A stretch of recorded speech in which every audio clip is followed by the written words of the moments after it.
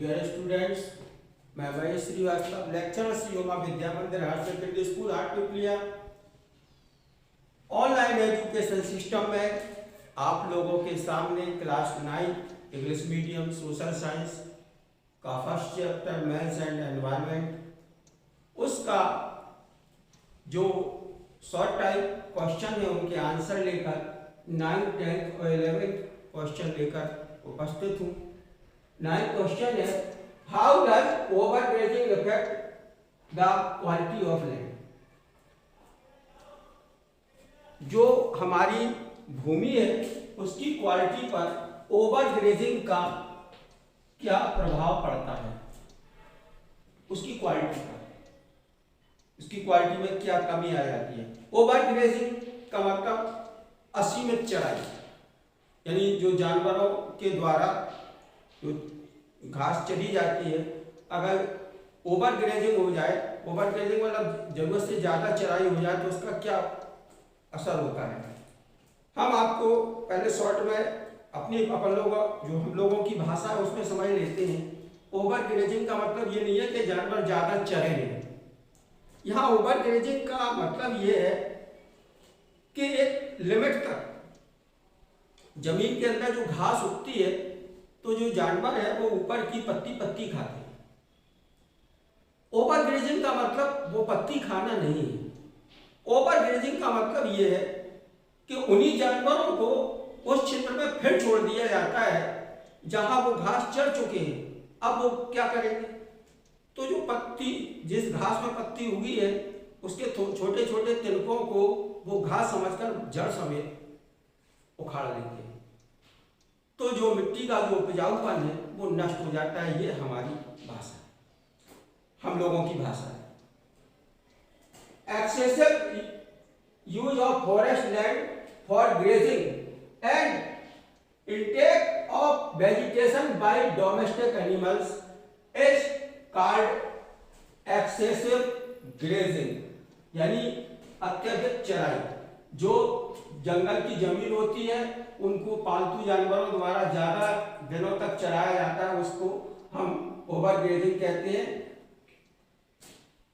As a result vegetation does not grow, इसका परिणाम क्या होता है, वेजिटेशन नहीं होता, क्योंकि वहां पर जो घास पत्तियां हैं वो रहती नहीं है, जानवर सब खा चुके होते, तो वेजिटेशन होगा कहां से। अगेन वेरी फास्ट, यानी तेजी से नहीं हो पाता है। In this areas, in areas में जो वेजिटेशन है वो तेजी से नहीं हो पाता है। उसके बाद the effect is that the layer of vegetation from land destroy, यानी जो वेजिटेशन की जो लेयर होती है, उपजाऊ लेयर ऊपर जो जमीन की होती है, वो एक तरह से नष्ट हो जाती है।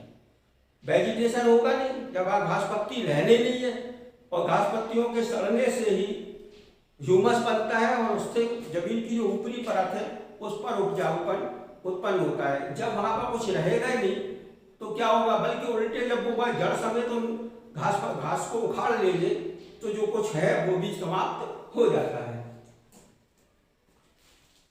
Describe the process of shifting agriculture.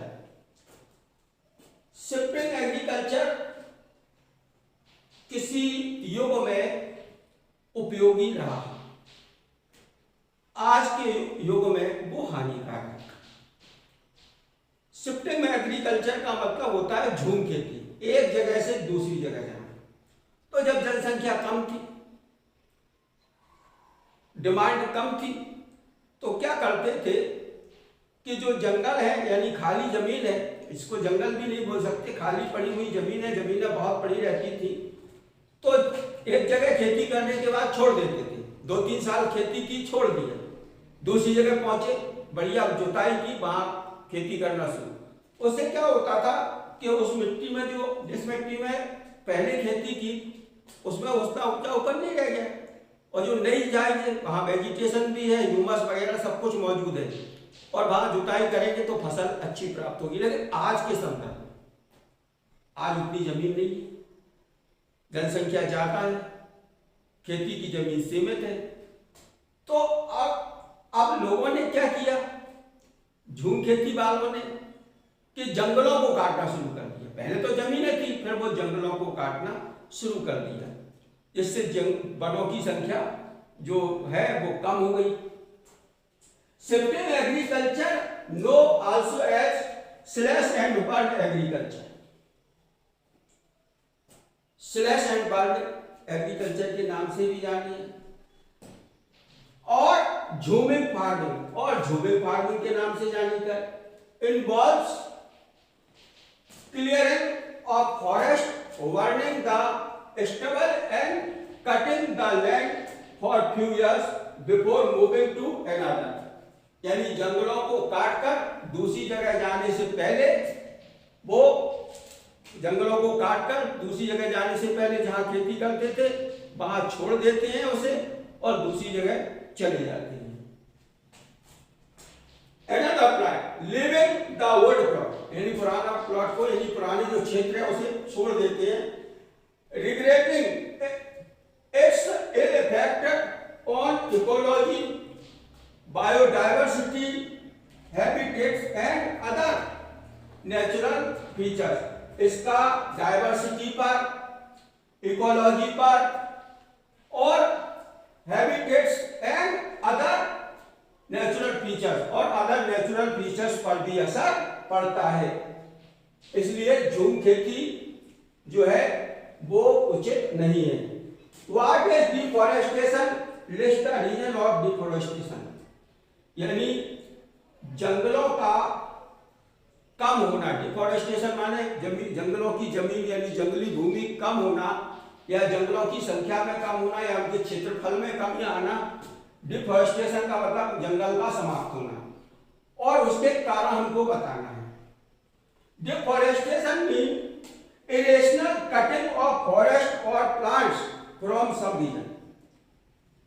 यानी वनों का दोहन कह दो, वनों का दोहन कहा जाता है।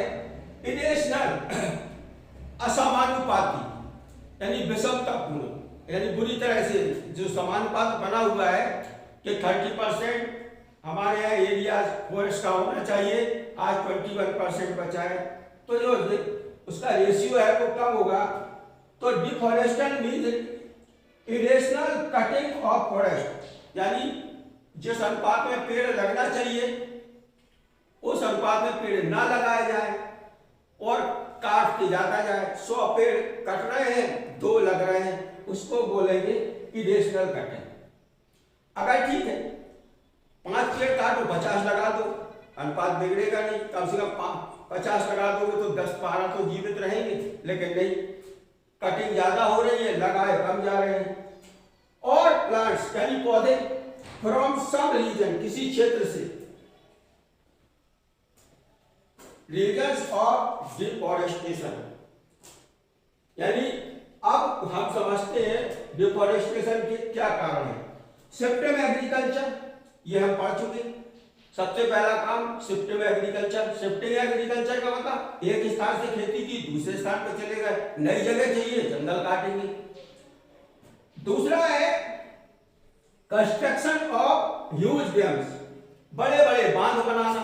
जब बड़े बड़े बांध बनाए जाते हैं तो कई जंगली बस्ती गांव तो डूबे जाते हैं, जंगल भी चले जाते हैं उसमें।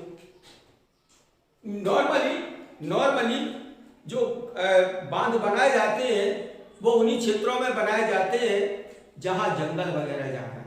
अगर बस्तियां हैं तो वो डिमांड करेंगे, विरोध करेंगे, तो इसलिए अक्सर जो बांध बनाए जाते हैं उन जगह बनाए जाते हैं जहां जंगल होते हैं, जहां कोई विरोध नहीं करने वाला। जंगल तो विरोध करेंगे नहीं।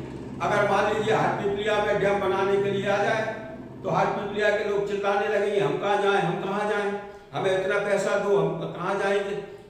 लेकिन जहां जंगल का इलाका अगर वो चुन लेंगे तो जंगल ही डूब में चला जाएगा, पानी में डूब जाएगा। तो डिफॉरेस्टेशन का दूसरा जो रीजन है वो बड़े बड़े बांध बनाना है। इसके बाद थर्ड है spread of railway and roads. Rail line निकलना है। अब जब रेल लाइन निकलना है तो बस्तियों के बीच से तो रेल लाइन वो निकालेंगे नहीं, वो तलाशेंगे वो इलाके जो जंगल है, और जंगली इलाके जब तलाशेंगे तो कुछ ना कुछ हिस्सा तो जंगल का नष्ट होगा ही।